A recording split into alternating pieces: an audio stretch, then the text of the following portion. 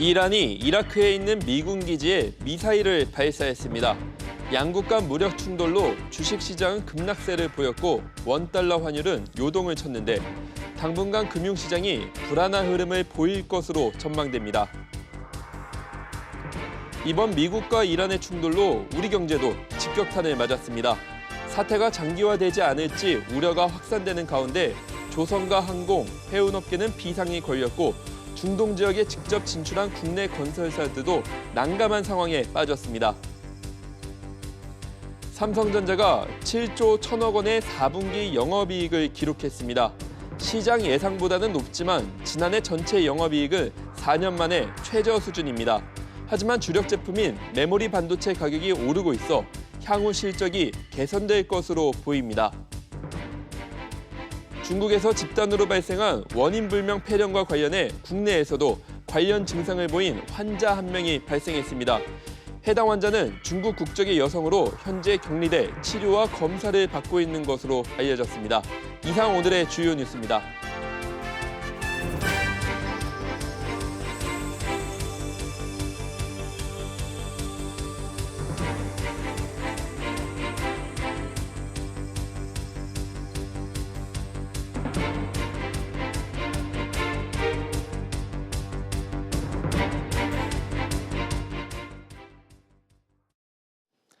시청자 여러분 안녕하십니까? 뉴스 프리즘 시작합니다.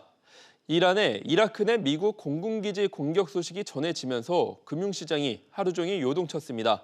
증시는 급락하고 환율은 반대로 급등했는데 당분간 불안한 흐름이 불가피할 것으로 보입니다. 첫 소식 조슬기 기자가 보도합니다.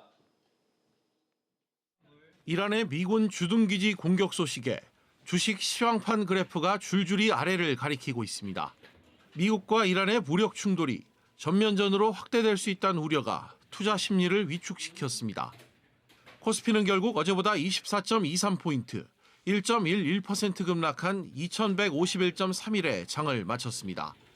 외국인이 2,600억 원어치를 사들였지만 기관과 개인이 각각 2,400억 원, 210억 원어치를 팔아치우며 지수를 끌어내렸습니다. 코스닥은 3% 넘게 급락한 640선의 거래를 마치며 부진한 흐름을 보였습니다. 아시아 증시도 중국을 비롯해 일본과 대만 모두 1% 안팎 하락했습니다.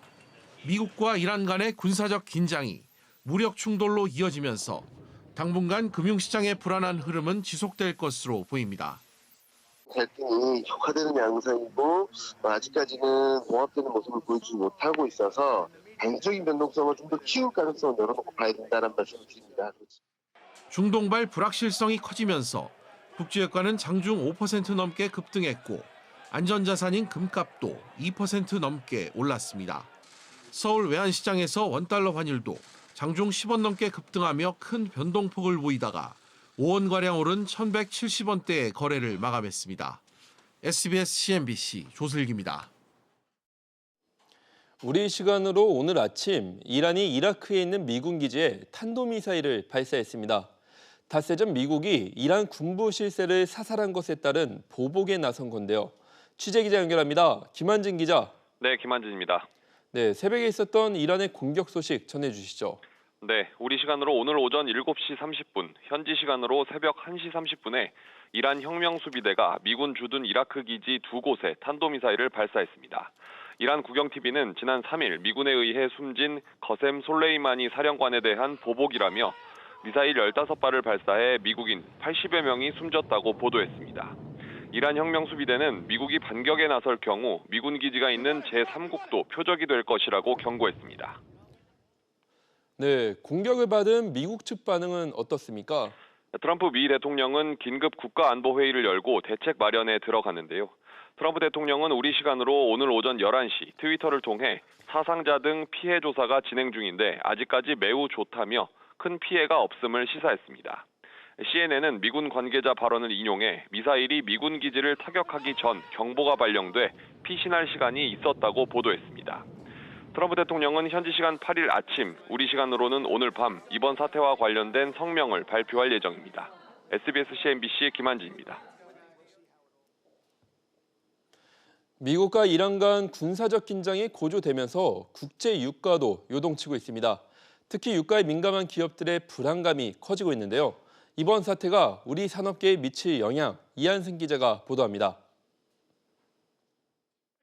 이란이 미국을 상대로 보복 공격을 했다는 소식에 서부 텍사스산 원유 WTI 가격은 배럴당 5%가량 급등했다가 점차 안정을 되찾았습니다. 유가에 대한 우려가 높아지는 가운데 장기적으로는 변동성이 크지 않을 것이라는 전망이 나오고 있습니다. 수급상에서 일단 크게 문제가 없어 보이기 때문에 가격은 그렇게 많이 오르지 않지 않을까. 그럼에도 당장 이란이 원유 수입 항로인 호르무즈 해협을 봉쇄할 경우 해운업계는 선박 보험료 등 비용 부담이 커지게 됩니다. 유가에 민감할 수밖에 없는 정유화학, 항공업계도 상황 변화를 예의주시하고 있습니다. 지난해 5월 이후 미국의 제재로 이란산 원유는 수입되지 않고 있지만 수입하는 원유의 70%를 중동에 의존하고 있기 때문입니다. 이란 사태가 저희들한테 좋게 영향을 미치리라고 생각 안 하지만 지금으로서는 뭐라고 예단할 수는 없고 사태를 계속 보고 있습니다. 정부가 대응책 마련에 나섰지만 사태 장기화 우려에 따른 산업계의 긴장감은 더욱 커지고 있습니다. SBS CNBC 이한승입니다. 이런 상황에서 국내 기업, 특히 이라크 현지에서 공사를 벌이고 있는 건설사들도 비상이 걸렸습니다. 이라크에 진출한 기업들은 무엇보다 직원들의 안전이 큰 걱정거리로 떠올랐는데요. 이어서 김정현 기자가 보도합니다. 이라크 바그다드에 지사를 둔 현대건설은 주재원과 건설 인력의 안전을 확인하느라 다급한 분위기입니다. 오전부터 잇따라 간부 회의를 열고 현지와 연결된 핫라인을 통해 만일의 사태에 대비하고 있습니다. 본사하고 현장 간 비상대책본부를 현재 운영하고 있고 주변 상황을 상시 모니터링해가지고 비상사태에 적극 대응 중입니다. 이라크의 대규모 사업장을 갖고 있는 건설사들은 이번 사태에 바짝 긴장한 채 대책 마련에 부심하고 있습니다. 현대건설과 GS건설, SK건설 직원 800여 명이 공동 시공하고 있는 2조 원 규모 카르발라 정유공장 현장은 비상대책반을 가동했습니다. 200여 명의 국내 인력이 근무 중인 한화건설의 11조 원 규모 비스마야 신도시 현장도 임직원들의 추가 입국을 중단했고 현지 직원들의 다른 지역 이동을 제한하고 있습니다. 60여 명을 파견한 대우건설도 시공 지역인 바스라주 알포가 이란과와 멀어 비교적 안전하다고 보지만 사태가 나빠질 경우 직원들은 안전지역으로 대피시킨다는 계획입니다. 해외 건설업계는 이번 사태로 인해 직접적인 피해는 입지 않더라도 예상됐던 수주가 연기되거나 취소되는 등 중동 지역 수주 시장이 축소될 수 있다고 우려합니다. 최근 이라크에서 벌어진 이란의 대응으로 인해서 해외 건설 시장에 대한 전망 불확실성이 더욱 증대된 상황입니다. 외교부는 아직까지 이라크 내 한국 국민, 기업에 대한 철수 권고는 내리지 않았다며 안전 여부 파악, 홈페이지를 통한 안전공지 게재, 상황 전파 등을 조치했다고 설명했습니다. SBS CNBC 김정현입니다. 앞서 보시다시피 이번 사태로 우리 경제에도 빨간불이 켜졌습니다. 이에 대해 장지영 기자와 좀 더 이야기 나눠보겠습니다. 네, 장 기자. 미국과 이란의 무력 충돌이 계속된다면 가장 우려되는 게 유가 급등입니다. 우리 경제에 굉장히 심각한 위협으로 보이는데요. 네, 석유는 산업의 기반이죠. 앞서 리포트에서 보셨다시피 유가가 오르면 산업 전반의 비용이 증가하게 됩니다. 결국 소비자들이 구매하게 되는 최종 제품의 가격까지 오르게 되는데 이렇게 물가가 상승하면서 소비를 위축시키는 결과를 낳게 됩니다. 실제로 국제유가가 10% 오르면 석유 제품 제조 원가는 7.5%, 반도체와 전자, 자동차 등의 산업도 최대 0.4%의 원가 상승 부담이 있는 것으로 분석됐습니다. 이게 이러면 그럼 실제 물가에는 얼마나 어떤 영향을 끼칠까요? 네, 국회 예산정책처 보고서에 따르면 국제유가가 역시 10% 오르면 수입 물가는 2개월 뒤 최대 6.5%가 오르고 생산자 물가는 5개월 뒤 0.62%, 소비자 물가는 0.15% 오르는 것으로 나타났습니다. 지난 한 해 소비자 물가 상승률이 0.4%였으니 유가가 물가에 미치는 영향이 상당히 큰 겁니다. 국내 소비 침체도 문제지만 수출이 어려워진다는 점도 상당히 큰 문제로 지적됩니다. 이게 정리하면은 결국 유가가 오르면 소비도 수출도 어려워진다는 뜻이겠네요. 네, 그렇습니다. 글로벌 시장에서 유가가 오르면 당연히 석유를 수입하는 국가들이 가장 크게 타격을 받는데요. 중동 지역에서 최대 석유를 수입하는 국가는 바로 우리나라의 최대 수출국인 중국입니다. 중국의 소비 여력이 떨어지면 우리 수출도 타격을 받을 수밖에 없는데요. 우리나라는 지난해 이미 수출이 10% 이상 줄었는데 올해도 연초부터 이런 악재들이 터지면서 목표치인 5,600억 달러 달성이 어려워질 수도 있습니다.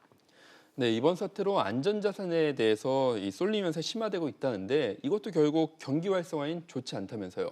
네, 금값뿐만 아니라 이 은값의 엔화까지 대표적인 안전자산의 가격들이 모두 오르고 있습니다. 결국 돈이 원활하게 투자되지 않고 제자리에 머문다는 건데요. 이렇게 쏠림 현상이 더 심화되면 금융시장에서 자본순환이 위축될 수밖에 없고 경기 침체는 더 심화할 수밖에 없습니다. 네, 장 기자 잘 들었습니다. 정부와 청와대 모두 이란의 이라크 미군 기지 공격 사태에 촉각을 곤두세우고 있습니다. 관계부처 합동 대응반을 꾸리고 범정부 차원에서 대응하기로 했습니다. 취재기자 연결합니다. 윤지혜 기자. 네, 윤지혜입니다. 네, 아무래도 금융시장이 가장 직접적인 타격을 입었는데 기획재정부와 금융당국 상황을 어떻게 보고 있습니까? 네, 기획재정부를 필두로 한 합동 대응반이 꾸려졌습니다. 금융위원회와 기재부, 한국은행 등이 금융시장을 들여다보고 국제유가와 실물경제는 산업부가 보는 등 총 5개 주무부처 차관이 대응 반장을 맡습니다. 각 분야에서 24시간 모니터링과 비상대응 계획을 세우기로 했는데요. 앞서 윤면식 한국은행 부총재는 긴급 통화금융대책반 회의를 열고 필요하다면 시장 안정화 조치를 취하겠다고 말했습니다. 네, 국제유가도 급등하는 등 변동성이 커졌죠. 산업통상자원부 쪽 반응은 어떻습니까?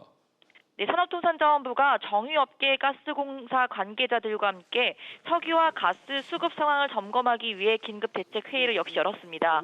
오전 11시 기준 중동을 오가는 유조선과 LNG선 모두 정상 운항 중이며 현재 특이 동향은 없다고 밝혔는데요.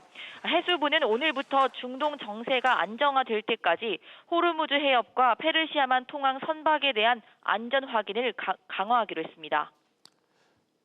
네, 청와대와 외교부도 예민하게 반응하고 있죠. 네, 청와대는 현재 상황을 시시각각 보고받고 예의주시하고 있다고 밝혔습니다. 외교부는 각 상황별로 대응책을 마련하되 아직까지 이란과 이라크 지역의 교민 철수를 고려할 단계는 아닌 것으로 판단했습니다. SBS CNBC 윤지혜입니다. 다음은 국내 산업계 소식입니다. 삼성전자가 시장 예상을 뛰어넘는 지난해 4분기 잠정 실적을 내놨습니다. 하지만 지난해 영업이익은 4년 만에 최저 수준으로 떨어졌습니다. 정인아 기자가 보도합니다. 지난해 4분기 삼성전자의 매출액은 59조 원으로 전년보다 0.5% 줄었습니다. 4분기 영업이익은 7조 1천억 원을 기록했습니다. 1년 전보다 약 34% 급감했습니다. 시장에서는 삼성전자의 4분기 영업이익을 6조 5천억 원으로 예상했지만 이를 웃돌았습니다. 메모리 반도체 가격이 하락을 멈추고 반등한 데 따른 영향으로 풀이됩니다. 지난해 4분기 반도체 부문 영업이익은 3조 원가량으로 추정됩니다. 스마트폰 사업도 2조 원대 영업이익으로 선방했을 것으로 보입니다. 여기에 올해 메모리 반도체 가격은 더 상승할 것으로 예상됩니다. 반도체 부분에서는 지금 실적 개선 속도가 빨라지고 있고 그래서 1분기만 해도 당장 낸드 가격은 상승세가 지속이 되고 D램 평균 판매 가격도 하락세가 멈추고 약간 상승할 수 있을 거로 보여지고요. 이로써 지난해 삼성전자의 매출은 229조 5천억 원, 영업이익은 27조 7천억 원으로 집계됐습니다. 지난해 영업이익은 전년보다 절반 넘게 줄어들며 4년 만에 최저 수준으로 떨어졌습니다. 삼성전자는 이번 달 말에 부문별 확정 실적을 발표할 예정입니다. SBS CNBC 정인아입니다. 앞서 보신 것처럼 지난해 삼성전자의 영업이익은 4년 만에 가장 적었습니다. 하지만 4분기에는 반등 신호를 보였는데요. 삼성전자 실적 배경과 앞으로의 전망을 권세욱 기자와 좀 더 짚어보겠습니다. 권 기자, 네. 먼저 지난해 4분기 실적이 예상을 웃돈 배경이 뭔가요? 네, 삼성전자의 지난해 4분기 잠정 영업이익은 증권사 예상치 평균인 6조 5천억 원보다 8%가량 많은 7조 1천억 원으로 나타났는데요. 바닥을 다진 반도체 가격이 조금씩 반등을 하는 데 따른 것으로 관측이 됩니다. 시장에서는 디램과 낸드 플래시 수요 증가로 반도체 부문 영업이익이 3조 원을 웃돌았을 것으로 추정을 합니다. 또 IT 모바일 부문도 스마트폰 판매 호조 등으로 2조 5천억 원가량의 영업이익을 내며 선전한 것으로 보입니다. 네, 그렇군요. 그런데 연간으로 따졌을 때는 영업이익이 크게 줄어든 것 같습니다. 네, 그렇습니다. 삼성전자의 지난해 영업이익은 지난 2015년 이후 4년 만에 보시는 것처럼 가장 낮았는데요. 재작년 말부터 메모리 반도체 가격이 급락한 것이 주된 영향을 미친 것으로 풀이가 됩니다. 또 디스플레이도 좋지 않았습니다. 하지만 반도체 가격이 반등 신호를 보여 올해 실적 개선을 이끌 것으로 전망됩니다. 이런 영향 등으로 삼성전자 분기 영업이익은 하반기에 10조 원대를 회복할 것이라는 전망이 나옵니다. 다만 미국과 이란의 갈등 그리고 이재용 부회장 파기환송심을 비롯한 대내외 불확실성은 여전합니다. 네, 삼성전자뿐 아니라 LG전자도 실적을 내놨는데 이 경우에는 시장 예상을 밑돌았다면서요. 네, 그렇습니다. LG전자는 지난해 4분기 영업이익이 980억 원, 그리고 매출은 16조 원으로 잠정 집계됐다고 공시를 했습니다.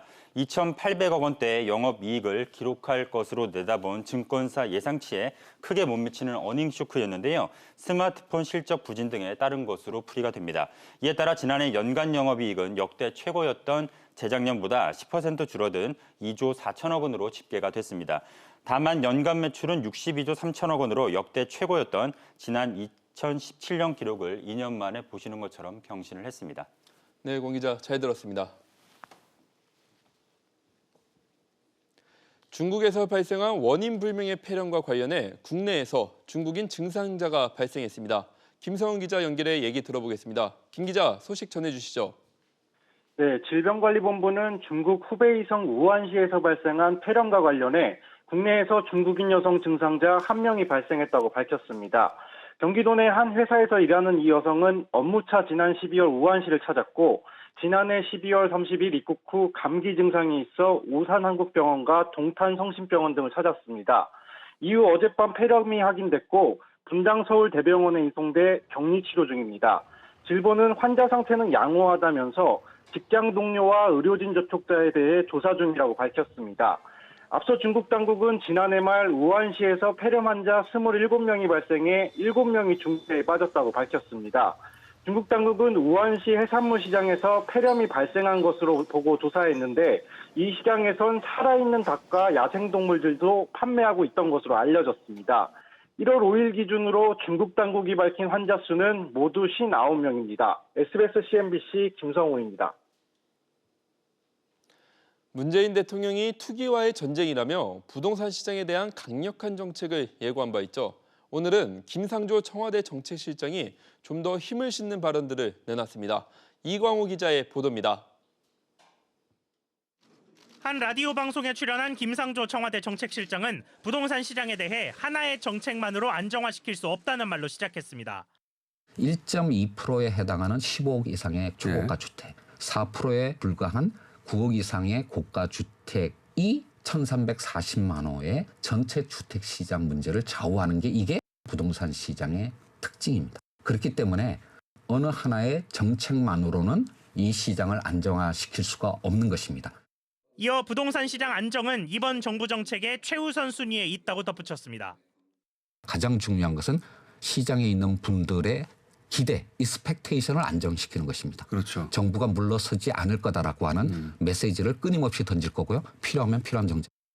소득주도 성장 정책에 대해서는 다른 나라도 표현만 다를 뿐 같은 정책을 펼치고 있고 곧 긍정적인 변화가 나타날 거라고 말했습니다. 일본 수출 규제와 관련해선 대기업들이 국내 중소기업과 상생하려는 의지가 많이 생겼다면서 이런 변화를 계속 이어가겠다고 강조했습니다. SBS CNBC 이광호입니다. 간편결제 서비스인 네이버페이와 카카오페이, 지금은 여기에 잔고가 있어야만 결제가 가능합니다. 그런데 금융당국이 이 페이 업체들에게 신용결제 기능을 주기로 했습니다. 일정 금액 한도에서 신용카드처럼 쓸 수 있게 한다는 건데 월 30만 원에서 60만 원 한도가 유력한 것으로 알려졌습니다. 박규준 기자가 보도합니다. 3천만 명 고객을 보유한 간편결제업체 네이버페이입니다. 여기에 은행 계좌 등을 연결해 돈을 충전하고 선불 결제하는 방식인데 이 같은 페이 업체에 충전된 고객 돈만 1조 5천억 원 규모입니다. 지금까지는 해당 페이에 돈이 있어야만 결제가 됐는데 앞으로는 잔고가 0원이어도 신용카드처럼 후불 결제를 할 수 있는 길이 열립니다. 하이브리드 체크카드라고 한도가 30만 원으로 되어 있고 핸드폰 소액 결제 한도가 60만 원입니다. 그 케이스를 보고 지금 한도나 이런 부분을 정하려고 보고 있습니다. 당국이 유력하게 검토하고 있는 사례들은 현 체크카드 고객들이 월 30만 원 한도로 사용할 수 있는 신용 결제 서비스나 휴대폰 요금에 청구시키는 60만 원 한도의 소액 결제 서비스입니다. 금융위는 이번에 1조 원이 넘는 고객 충전금을 업체들이 위험자산 투자 등 멋대로 운영하는 것을 막기 위해 고객 충전금 일부는 무조건 은행에 예치하는 것도 추진하기로 했습니다. 금융당국은 올 6월 말 안으로 관련 대책을 내놓을 계획인데 페이 업체들에게 신용결제 기능을 주면 주된 고객층인 젊은 층을 중심으로 가계빚이 늘어날 수 있다는 우려도 나옵니다. SBS CNBC 박규준입니다. 더 나은 삶을 위한 기업들의 노력을 한눈에 볼 수 있는 세계 최대 가전전시회 CES가 오늘 개막했습니다. 이번 CES에서는 미래 이동수단도 큰 관심사입니다. 모터쇼라고 할 정도로 많은 자동차 회사들이 참가했는데 앞다퉈 미래 구상을 내놨습니다. 미국 라스베이거스에서 김동우 기자가 보도합니다. 날개 길이만 15m, 자동차 회사 전시장을 꽉 채운 것은 다름 아닌 항공기입니다. 현대차가 선보인 수직이 착륙이 가능한 도시명 항공기입니다. 5명까지 탈 수 있고 최대 100km까지 운행이 가능합니다. 현대차는 공유자동차 업체 우버와 함께 이 도시명 항공기를 오는 2028년까지 상용화할 계획입니다. I think the SA1 is absolutely stunning. It's just a beautiful prototype, and I'm super excited about the future of Hyundai Motor Group, the partnership with Uber, and launching into urban air mobility. 현대차는 이런 비행체와 환승허브, 자율차를 조화시킨 미래 모빌리티 청사진을 내놨습니다. We want to shape a future where cities are vitalized with the help of our mobility solutions. 가전 전시회로 출발한 CES는 이제 모터쇼로 불릴 정도로 자동차 업체들이 대거 참가하고 있습니다. 올해는 단순 신차 전시가 아니라 미래 모빌리티 비전을 앞다퉈 내놓고 있습니다. 도요타는 내년부터 후지산 아래에 자율주행 셔틀이 오가고 인공지능 시스템이 곳곳에 녹아있는 첨단 신도시를 만들겠다고 밝혔습니다. 미국 최대 헬기 제조사 벨은 에어택시를 선보이며 하늘길이 열린 미래 도시를 모형을 통해 전시했습니다.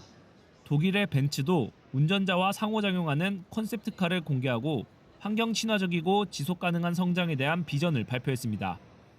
In the next 10 years, our factories will reduce waste per vehicle also by more than 40%. Where we can't go for reduction, we're going to focus on the other two, reuse and recycle. 미래 모빌리티는 단순 이동 수단이 아니라 라이프 스타일을 결정하는 생활 공간으로 변화될 것으로 예상됩니다. 미국 라스베이거스에서 SBS CNBC 김동우입니다. 이처럼 미래 산업으로 모빌리티가 떠오르고 있지만 아직은 넘어야 할 과제들이 많습니다. 법과 제도의 정비가 필요한데요. CES 관련 소식 계속해서 윤성훈 기자와 이야기 나눠보겠습니다. 윤 기자, 이 미래 모빌리티 기술 개발이 속도를 내는 가운데 관련 인프라 구축은 아직 미비하다고요? 네, 자율주행차를 넘어 도시명 항공기에 대한 미래차 비전들이 쏟아졌는데요. 현실화된다면 우리 생활이 완전히 달라질 것으로 보입니다. 국토교통부도 하늘 항로 인증 등을 위해 오는 5월 드론 교통 5개년 계획을 내놓으며 제도 정비에 나설 방침입니다. 하지만 여전히 관련 법과 제도 개정 등이 미흡하다는 지적이 나옵니다. 문제가 기계가 운전할 때 사람이 운전할 때하고 이게 또 틀리고 보험 제도도 다 바뀌어야 되거든요. 근데 이런 것들이 아직 완비가 안 됐죠. 그러니까 법 제도뿐이 아니라 관련된 그런 보험 시스템이나 이런 것들도 다 지금 미비되기 때문에. 그런데 이번 CES에서는 특히 업종 간의 융합이 눈에 띄는 것 같습니다. 네, 그렇습니다. 산업 간의 융복합이 활발해지면서 각기 다른 영역의 기업들이 손을 잡는 모습입니다. 현대차는 승차 공유 서비스 업체인 우버와 손을 잡고 하늘을 나는 자동차 개발에 나섰습니다. 삼성전자는 전장 전문 기업 하만과 5세대 차량용 통신 장비를 개발했는데요. 이 장비를 이용하면 차량 안에서도 화상회의 등을 진행할 수 있습니다. 일본 소니는 도요타와 함께 자율주행 전기차를 내놨습니다. 그런가 하면 삼성전자는 올해 안으로 로봇을 출시한다고요? 네, 그렇습니다. 김현석 삼성전자 소비자가전부문 사장은 기자간담회를 열고 올해 6월이나 7월쯤 소비자가 살 수 있는 로봇을 내놓겠다고 밝혔습니다. 구체적인 성격은 공개되지 않았지만 삼성전자 제품 카테고리에 기존 TV와 가전제품 외에 로봇이 새로 추가되는 겁니다. 어제 삼성전자는 볼리라는 반려 로봇을 공개하기도 했습니다. 김 사장은 또 올해 8K TV 대중화가 가장 큰 목표라고 밝혔는데요. 올해는 지난해보다 3배 성장할 것이라며 자신감을 보였습니다. 네, 윤 기자 잘 들었습니다. 손해보험업계가 이르면 이달 말 자동차 보험료를 3% 후반대로 인상하려던 계획을 일단 보류했습니다. 보험업계에 따르면 금융당국은 이르면 다음 주까지 자동차 보험료 인상과 관련한 가이드라인을 보험사들에 전달하고 손보사들은 이를 참조해 인상률을 결정할 예정입니다. 당국은 1%대 인상률을 요구하는 것으로 알려졌습니다. 안녕하세요. K웨더 라이프스타일 예보 고건용입니다. 전국으로 내리던 비나 눈은 대부분 개인 상태고 현재는 전국이 대체로 흐린 날씨 보이고 있는데요. 다만 강원 산지를 중심으로는 많은 눈이 내려 쌓여 있으니 교통안전에 유의하셔야겠습니다. 이렇게 비와 눈은 대부분 그친 상태지만 해안가와 일부 내륙을 중심으로는 바람이 매우 강하게 불고 있습니다. 특히 서해 일부 지역과 울릉도 독도에는 강풍 경보가 발효 중인데요. 강풍으로 인한 피해 없도록 시설물 관리와 안전사고에 각별히 신경 쓰시기 바랍니다. 한편 어제 제주의 최고 기온이 20도를 넘는 등 오늘 아침까지도 전국 대부분 지역이 영상권 보이며 겨울답지 않은 날씨 보였는데요. 내일부터는 다시 옷차림 두껍게 해주셔야겠습니다. 내일 전국 대부분 지역이 아침에 영하권 보이며 춥겠는데요. 아침 기온 살펴보면 서울이 영하 5도, 강릉이 영하 1도, 대구가 영하 2도까지 내려가겠습니다. 한낮 기온도 서울이 2도, 강릉이 6도 보이며 오늘과 비슷하거나 낮은 기온 보이겠습니다. 중부지방 대체로 맑겠습니다. 아침엔 영하권 보이며 춥겠고 한낮에도 인천 1도, 청주 4도 보이며 쌀쌀하겠습니다. 강원 영동은 오후 한때 흐리겠고 울릉도와 독도에는 새벽부터 비나 눈이 내리다 저녁에 그치겠습니다. 남부지방 대체로 맑은 날씨 보이겠습니다. 아침 기온 부산 2도, 광주 1도, 낮 기온은 부산이 9도 보이겠습니다. 모레부터 남부지방은 구름 많은 날씨 보이겠고요. 토요일에는 제주도에 비 소식이, 일요일에는 강원 영동과 경북 동해안에 비나 눈 소식 들어 있습니다. 날씨였습니다.